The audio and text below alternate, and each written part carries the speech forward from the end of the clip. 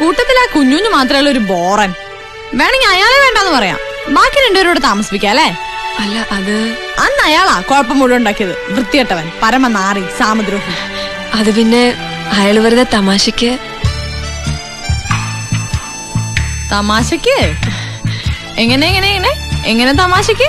നീ വേഗം റെഡിയാ, സ്കൂളിൽ പോ. ഇതിനൊരു തീരുമാനം ഉണ്ടാക്കിട്ട് പോവാം.